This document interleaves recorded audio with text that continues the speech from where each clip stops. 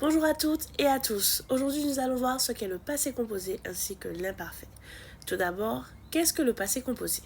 Le passé composé est un temps formé de l'auxiliaire avoir ou être au présent suivi du participe passé du verbe conjugué.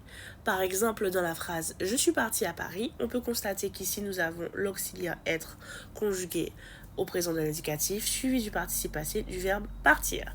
Dans la phrase « J'ai mangé du pain », on constate ici l'auxiliaire avoir conjugué au présent de l'indicatif suivi du participe passé manger. Quand utiliser le passé composé? Le passé composé est utilisé lorsqu'on parle d'une action précise et achevée. Par exemple, dans la phrase « Je suis parti à Paris », on considère que je suis parti et arrivé à Paris. Dans la phrase « J'ai mangé du pain », on considère que j'ai fini de manger. C'est une action qui s'est déroulée une seule fois et qui est finie. C'est un temps favorisé à l'oral pour raconter un événement qui a eu lieu dans le passé. En revanche, l'imparfait, lui, est employé, par exemple, pour parler d'une habitude.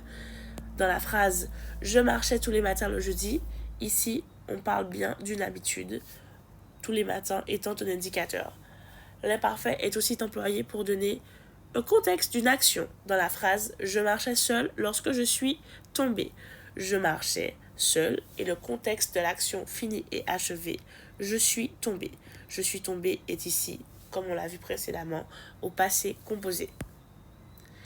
L'imparfait permet également de donner une cause. Dans la phrase « Il était malade, alors il a manqué les cours », il était malade et la cause était bien entendu le verbe être à l'imparfait. Il a manqué les cours étant la conséquence, il a manqué et lui conjugué au passé composé. C'est le verbe manquer conjugué au passé composé. Comment conjuguer un verbe à l'imparfait? Pour conjuguer un verbe à l'imparfait, on utilise le radical d'un verbe avec les terminaisons suivantes. AIS, AIS, AIT, IONS, IEZ et AIENT. Par exemple, pour le verbe manger, on dit je mangeais, tu mangeais, il, elle, on mangeait, nous mangions, vous mangiez, il, elle mangeait. Attention, le radical de manger est uniquement M-A-N-G.